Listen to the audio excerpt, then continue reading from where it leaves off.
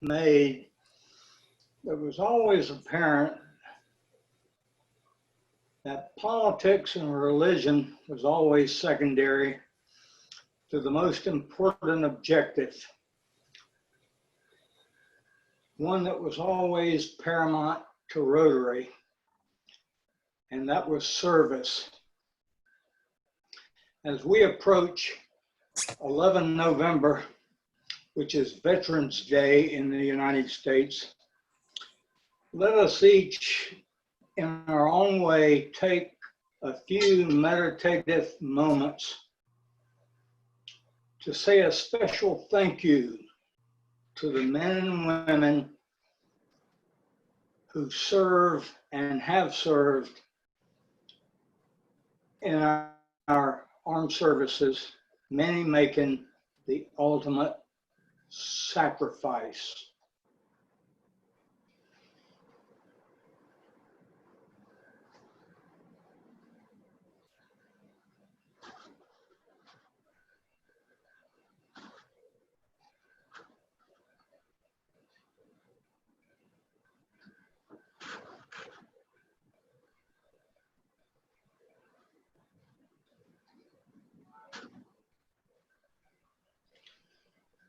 Mr. President, carry on. Thank you, Floyd. Appreciate that. And David, can you bring up the flag for us, please, sir? Yes, sir.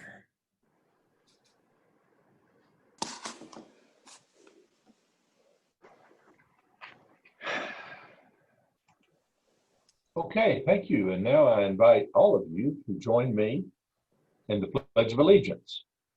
I pledge allegiance to the flag of the United States of America, and to the republic for which stands one nation, under God, indivisible, liberty, and justice for all.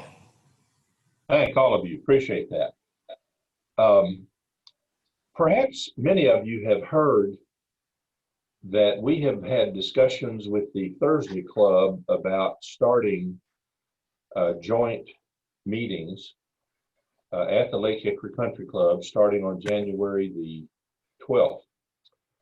And should we decide to do that, then on the following Thursday or 2 Thursdays later, the Thursday Club would host a joint meeting. And the idea is to get the count above 35, which is the minimum that the Lake Hickory Country Club has indicated they would want for an in-person meeting. Obviously, there are some questions about whether or not we should have a person meeting. We certainly felt differently about it a week ago before this wave of COVID-19 started.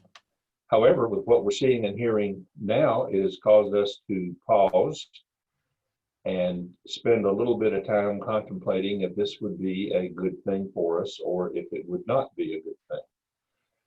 So I have asked Dave Linetti to sort of fill in with us how we might be able to poll the members and get a sense of how our membership feels about whether or not it is wise to risk in-person meetings at this point or not. So David, can you take it from here, please?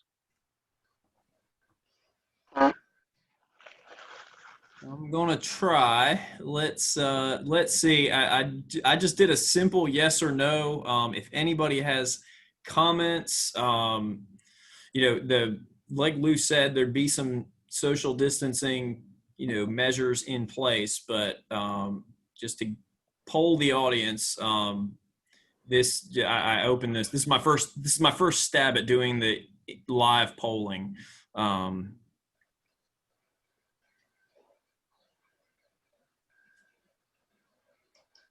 Okay.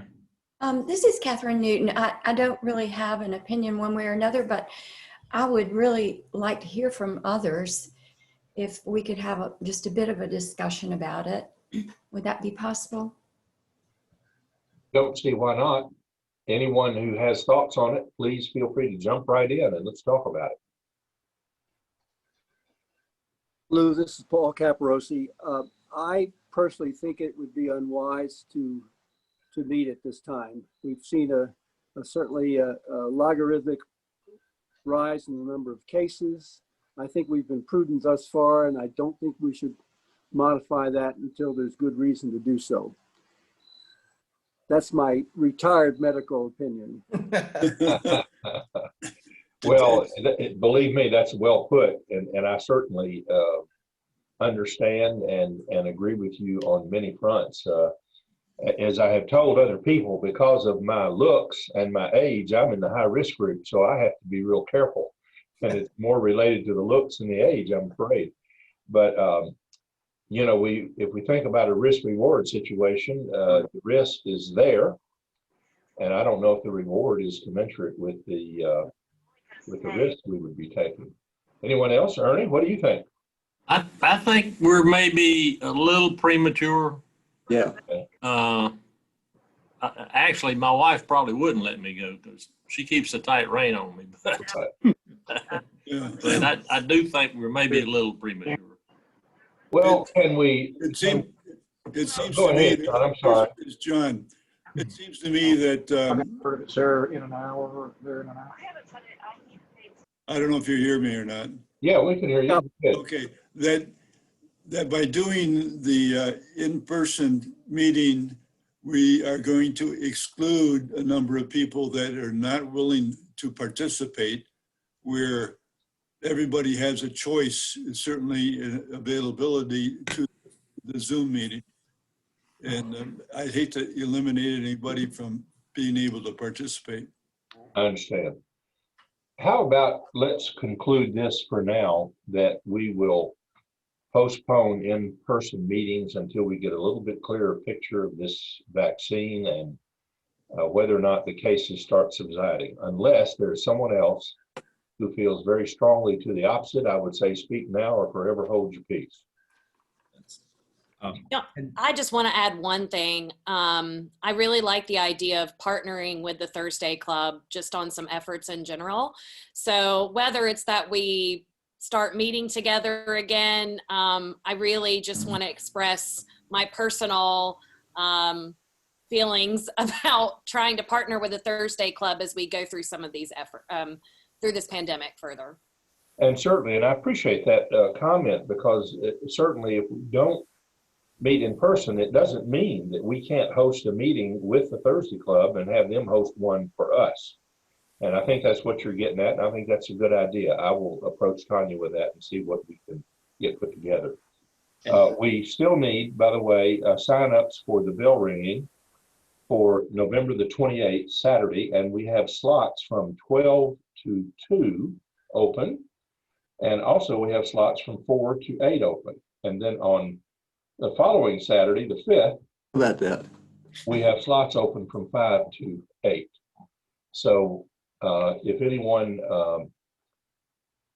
can be available for them, there's a place that David has put on the bottom of the invitation for today to let you sign up. My goodness, that's sort of 50-50, isn't it? Yeah, I did want to share that real quick. It was, of the 24 people responded, and it was 12. The other thing is that with needing the number of people, I think it would be a real challenge to get up to the number too that you'd need. Yeah. To make it worthwhile for the club. I agree. Well, thank you for doing that, David, and we will address this issue later on as we get a little bit further into the year and into the early next year. Thank you, and for everyone who participated in that, thank you for that too. And now to our program for today. We're going to be presented a program on the Rotary Foundation, which will be by John Davis, and he is presented by our Rotarian, John King. John, if you're on, would you go ahead and start the introduction for Mr. Davis? Sure, I'd be glad to, President Lou. First of all, just a side comment to make sure we have clarity. We throw around the word or name foundation a lot in our club, and so what John Davis is going to talk about is the Rotary Foundation, which is part of Rotary International. We also set up several years ago our own local Rotary Club of Lake Hickory Charitable Foundation, which we use as the conduit to collect fundraising monies, primarily soccer tournament, and make distributions to worthy scholarship candidates as well as to local nonprofits. So what John Davis is going to talk about is the Rotary Foundation, which is part of Rotary International. So very briefly, John, I believe, is in Lenore, and as he has asked me to basically make his introduction very simple, and that he is a retired Army colonel with a passion for doing good through the Rotary Foundation. So here is John Davis. Thank you, John King. Appreciate it. I hope my presentation meets your expectations because as you know, this was a last minute thing and I've tried to make it what you guys there at Lake Hickory would like to hear. Can we bring the slides up, please? Yes. Thanks, David.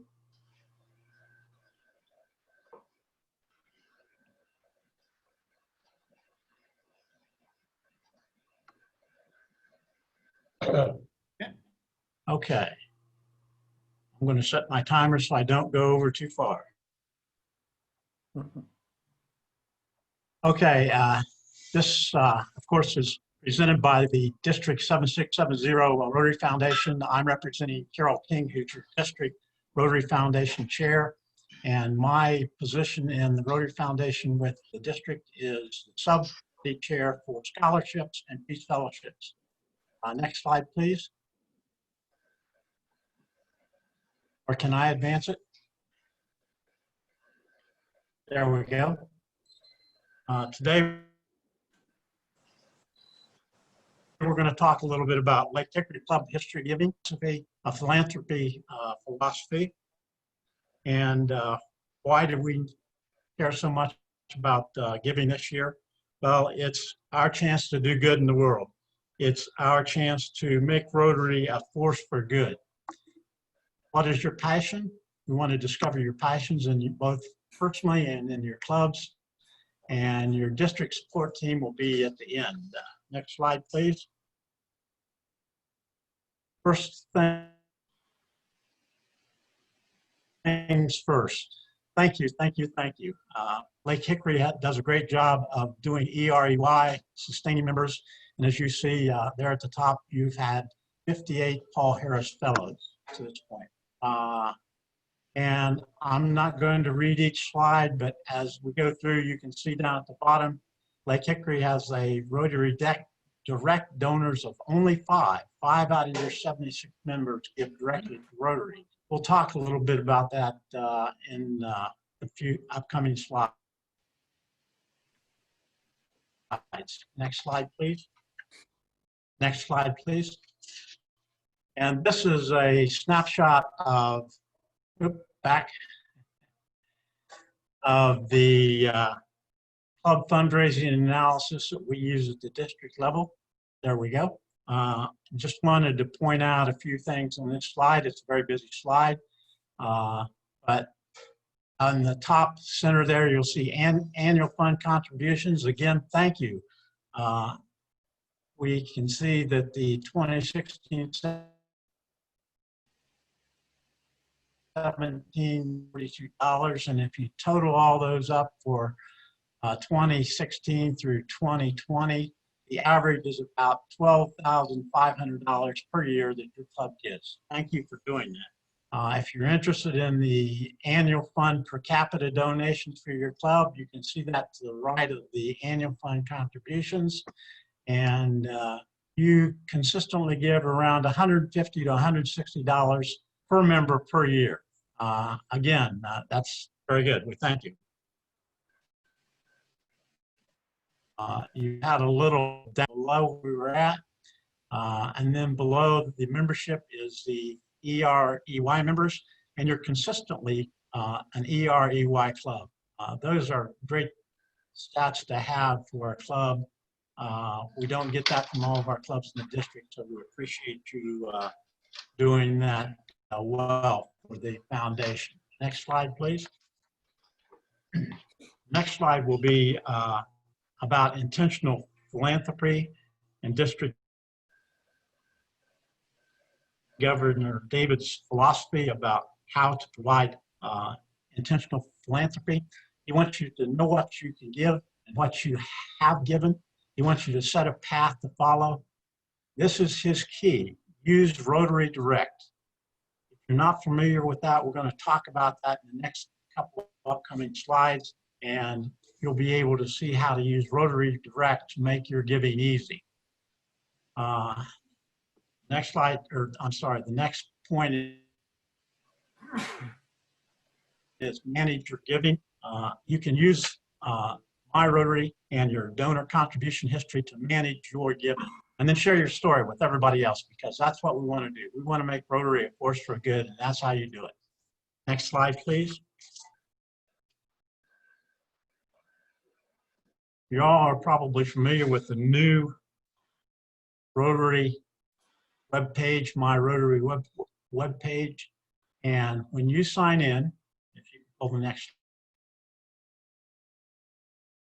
slide up, please, David, your name is in the top right-hand corner.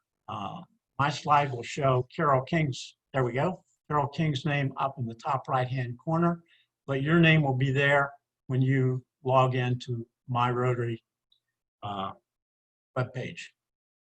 If you see the little drop-down arrow, if you click on that, the box that you see there comes up. In order to track your donations, click on My Donations, and a new screen will come up. And on that new screen, you will have a link, and it's under the Donor Self-Service title. And that link is Donor History Report. It's in blue. And if you could go to the next slide, please.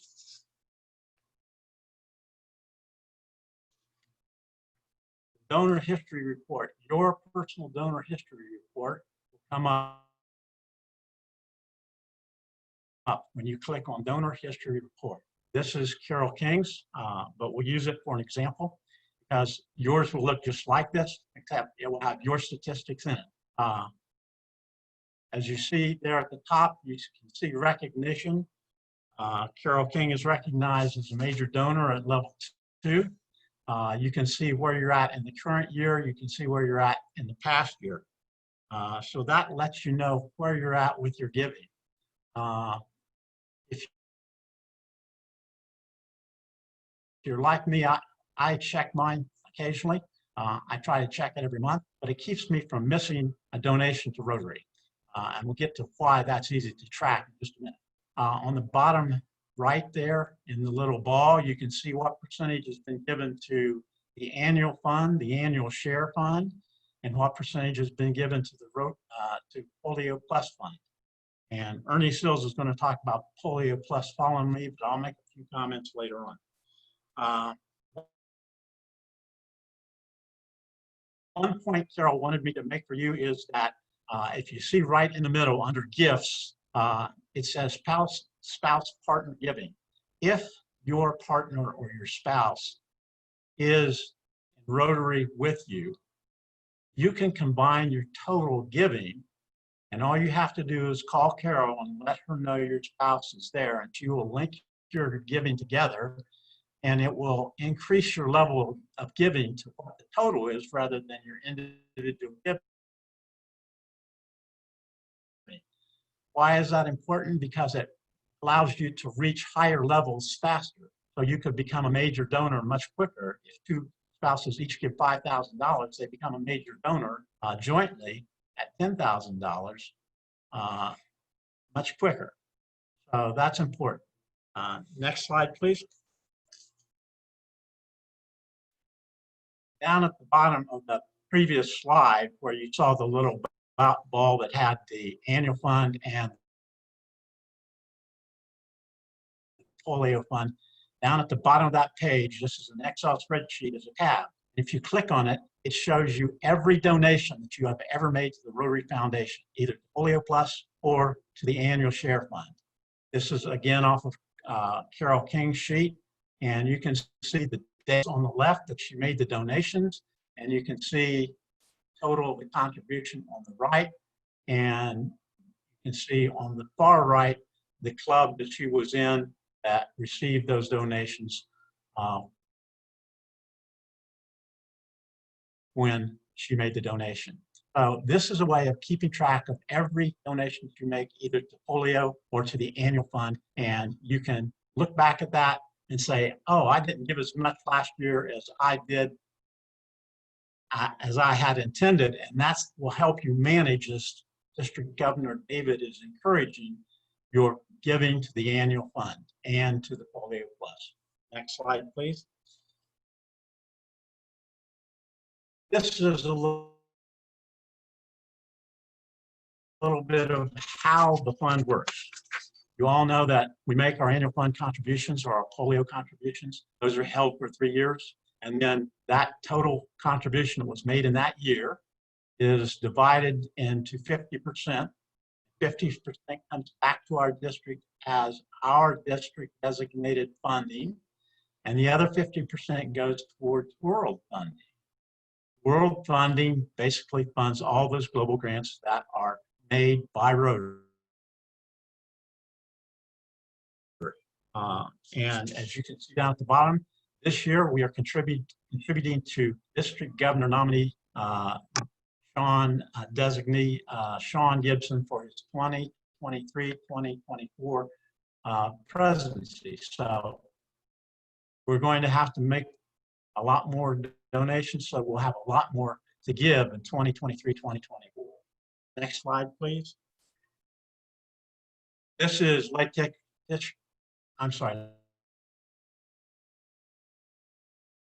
Hickory's giving sheet, and this is how you have requested to use your district grants in the past.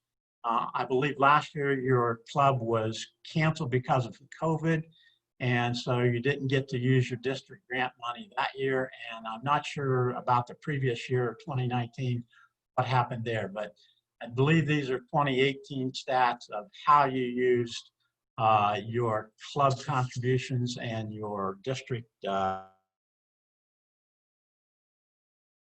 grants from that year. And possibly Bill can help you a little bit more with understanding that one, but I had a little problem deciphering this slide. Next slide, please. And the next slide will be about gifts to polio, and I know Ernie Sills is going to follow me, and District Governor or District Chair Carol got a little excited and computed a little wrong over there where it says children protected on the bottom left corner. That should be 10,485. She doubled it twice, basically. So basically, as Ernie will explain, your dollar that you donate to polio will be matched by $2 by the Bill Gates Foundation, which means that 3 times the amount given will be the total to use towards protecting children against and vaccinating them against the polio virus. Just quickly, there have been 418 total cases of wild polio in the world this year. Again, only in Pakistan and Afghanistan. And last week, polio was reported in Pakistan, 1 wild polio virus case. Next slide, please. We've already passed the World Polio Day, so I hope you all had a successful World Polio. There we go. So how can you use grants, global grants especially? We use them in the 6 areas of focus, which will become 7 areas of focus on the 1st of January. Promote peace, fight disease, clean water, saving mothers and children, education, local economies, and supporting the environment. Next slide, please. In 2018-19, Rotary International gave $335 million to support these causes. Polio Plus received $151 million. Global grants received $87 million. District grants, $26 million. And peace centers, the Rotary Peace Centers and Fellows received $5 million. So that's just a little quick breakdown. And global grants approved in 2018 and 19 were 1,411 grants, which is up from the 2014-15 total approved grants of 1,078. So we're up about 350 total grants in Rotary. Quick statistics again on global grants. Basic education received $53 million in the last 5 years. Economic development received $54 million in grants in the last 5 years. Disease prevention and treatment in the last 5 years received $151 million in grants. Maternity and child health, 35 million. Peace building, 18 million. Water, sanitation, and hygiene, $100 million. We are doing a lot of good in the world. I want you to know that. I want to thank you for all that you do, both for your community and for the global grants. Next grant, or next slide, please. There's 3 types of global grants. There's humanitarian projects, there are vocational training teams, and there are scholarship programs. And don't forget about those scholarship programs, because that's my specialty, and we can do a lot of good by supporting scholarships. And there's the slide. You can see how we do that there with our vocational training teams, both medical and teaching in our district. And again, don't forget the one on the bottom, scholarship program. I can help you with that. It funds international graduate level study in any of the areas of focus that Rotary has. Next slide, please. So there are a lot of resources out there. You can see Rotary fellowships. I'm associated with that. You can ask me questions about that. Rotary action groups for your discussion groups, project fairs, and inter-country committees. Next slide, please. So know your personal giving goal, monitor it, and use Rotary Direct so that you can manage it without having to even think about it. If you give $10 a month on Rotary Direct, that means $120 every year goes to Rotary, and your club treasurer does not have to even handle it. Your club gets credit, you get credit, and it's all very simple. Participate in district grants. Your club does a great job of doing that. Keep up the good work, and consider global grants. Again, Lenore Ryan is in the Hickory community. There must be some deserving students over there who want to go to an international school, wherever it is, and study, but they can't do it because of the resources. You can get, remember, global grants are $30,000 minimum. You can get $30,000 to $40,000 for that student to study overseas. So it would be a great experience for them, and it helps Rotary build towards its focus groups. Share your stories with others and have fun doing good in the world. Next slide, please. One other thing about where we're at in the district. It's about the $1 million dinner. It's intended to raise $1 million for our Rotary District 7670. It's running now through March of 2022. You say, well, how can Rotary in Western North Carolina raise $1 million? We can do it because there's 2,100 members of Rotary in our district. That means $476 per member over the 18 months. If you spread out $476 to each member over 18 months, that's $26 a month. If you give $26 a month to Rotary for the next 18 months, we can make $1 million very easily. And I would again tell you, you can do it through Rotary Direct. Sign in to My Rotary, go up in the upper right-hand corner and click on My Donations, and you can sign up for Rotary Direct right there. Thank you very much. The next slide is the District Foundation team. My name has CART above it, but I am the subcommittee chair for grants and scholarships. Any questions?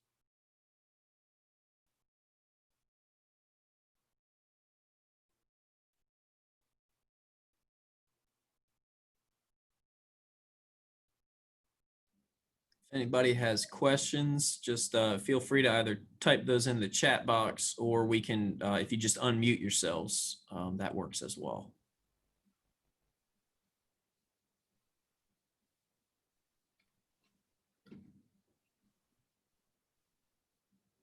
Thank you, Lake Hickory.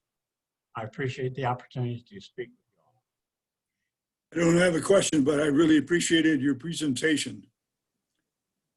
It was very, very well done. Very, very interesting. Thank you. I appreciate that.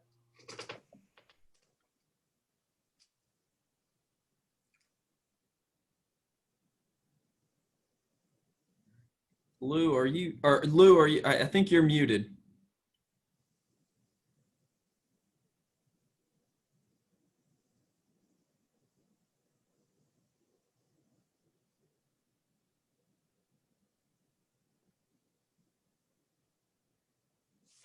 Lou? David, can we move on?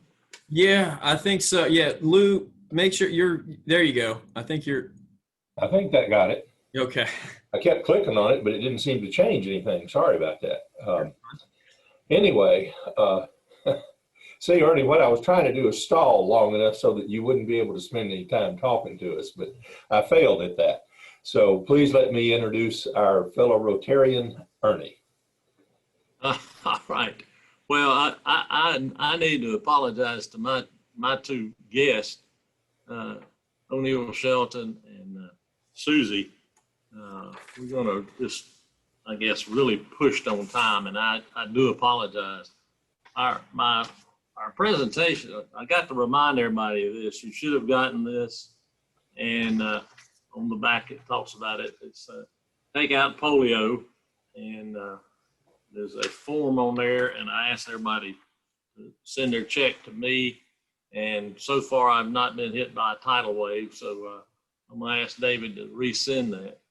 But and I did send it out today. this It's really not on taking out polio. It's on a group that I didn't know existed until I worked on the mural downtown, and it's the past polio survivors, and we don't think about those folks.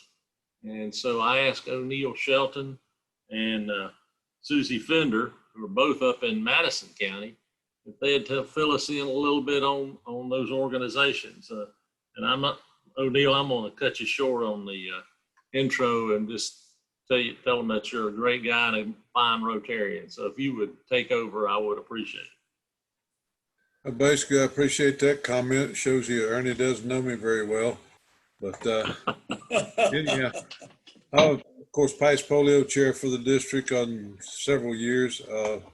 And post-polio, we have had several trips to Hickory to visit with you guys down there, 3 or 4 that I remember at the Lake Hickory, both clubs or whatever.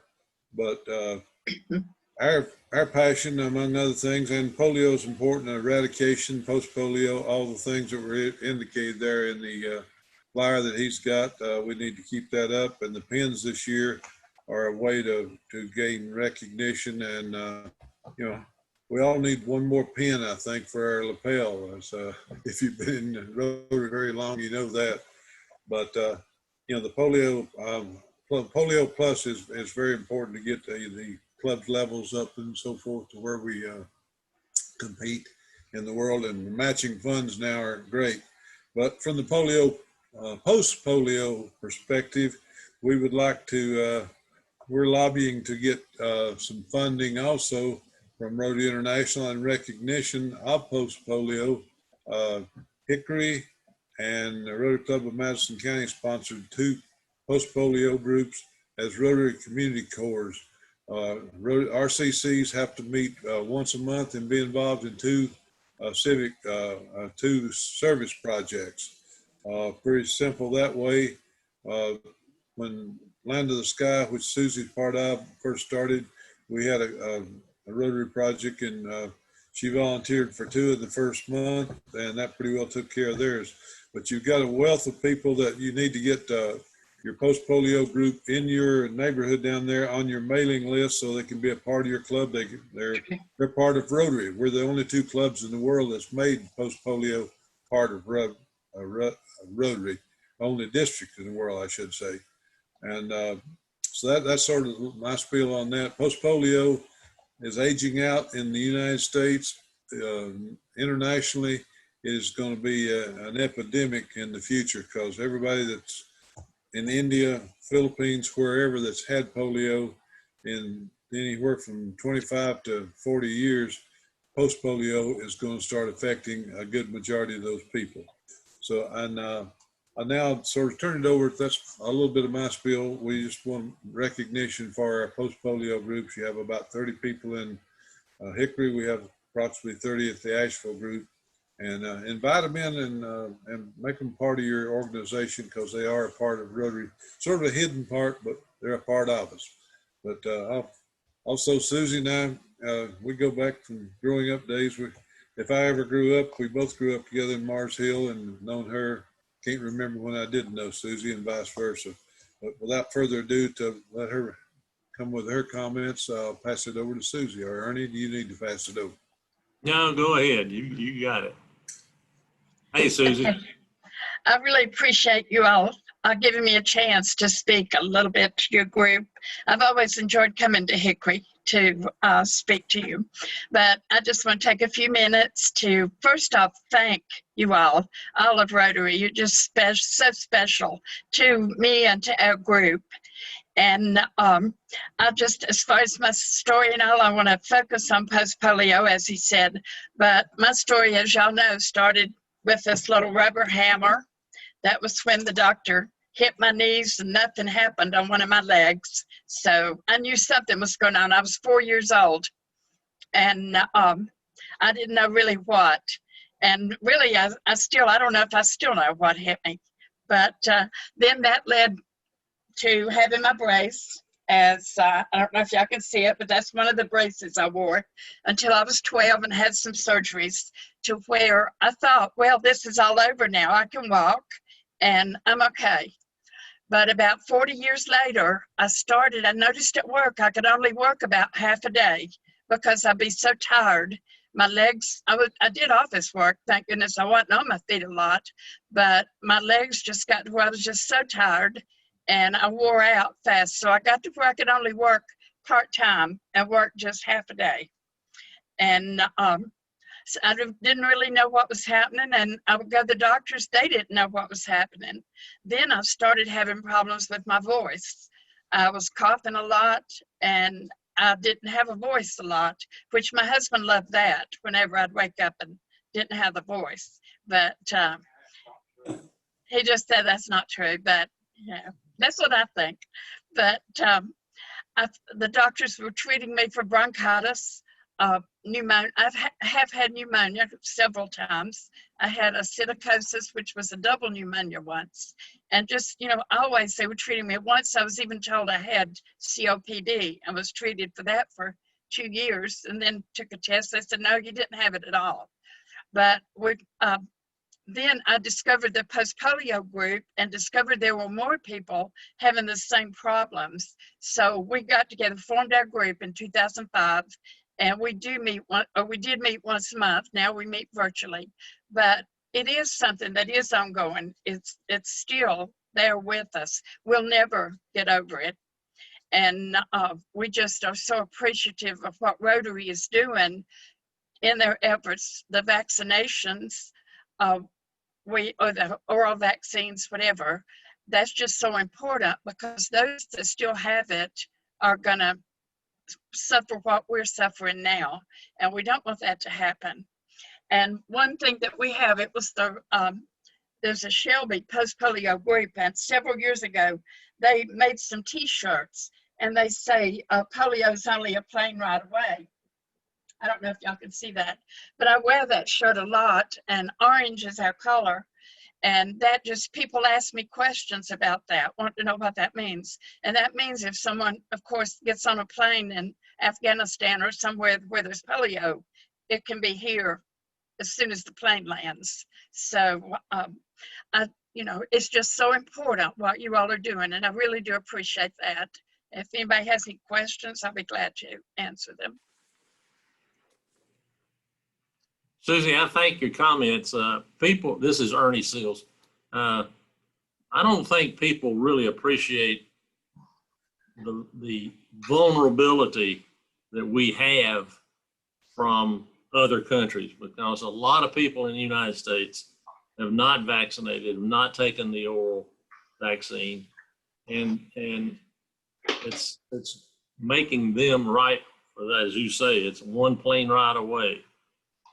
So it's very important that we do stamp out stamp out polio. That's true. I think we have a lot of soldiers in Afghanistan, and if there's some of those that haven't been vaccinated, if they come back home, you know, there's a 2-week incubation period. So think of all the people they've been in contact with. And we're getting a good lesson in that now with the COVID-19. We certainly are. And once more, I appreciate you and O'Neill coming today. And I'm going to hold up my little thing one more time and ask everybody to please look at it. And I'll twist David's arm and get him to send it back out so everybody will have a chance to. Another thing, Ernie, is it's very similar to the COVID now, because when polio epidemic broke out in the early 50s, that phase of it's been around from Egypt on down, but it also shut down towns, shut down communities, quarantine people. It's a lot of similarities when you start drawing them across the board between polio and COVID, as well as the flu epidemic of 2018. It is very similar, and I remember hearing stories about when we had the polio hospital here in Hickory, and people riding along the highway would roll up their car windows for fear of catching polio. So Susie, it's great having you talk to us today, and I really appreciate it. And O'Neill, and no matter what you say, you're a fine fella, but we'll keep that to ourselves. And does anybody have any questions for him or for me? I as most of you know, I lost a brother to polio back in '51, so it's something I'm familiar with. Ernie, I don't have a question. This is John Davis again, but I did want to make the comment that between Rotary and the Bill Gates Foundation, we've contributed over $2 billion towards polio That's great. Thank you. eradication since 1985. We're close. We'll get there. Keep up the good work. Thank you. Well, thank you, John and O'Neill and Susan, for that information. We really appreciate that. Thank you so much for sharing it all with us. We're very grateful for that. Before we get on to talking about our next meeting, do any Rotarians that are with us today have any announcements or anything they'd like to share with us before we move forward? Okay, our next meeting, the invocation will be David Ludwig, and next week's program will be on the Foothills Conservancy by Tom Kenny, and it will be presented by our Rotarian, Bill Kopp. So for now, if each of you will, I would appreciate it if you would join me in the four-way test. Of the things we think, say, or do, is it the truth? Is it fair to all concerned? Will it build good and better friendships? Will it be beneficial to all concerned? And thank all of you for joining us today. I hope you have a good rest of the week, and we'll see you next Tuesday. Thank you. Thanks, Lou. Thanks, Lou. Thanks again, Susie and O'Neill. Yes. Everybody. You're very welcome. Thank you. Thank you. Very good. That's what you see you.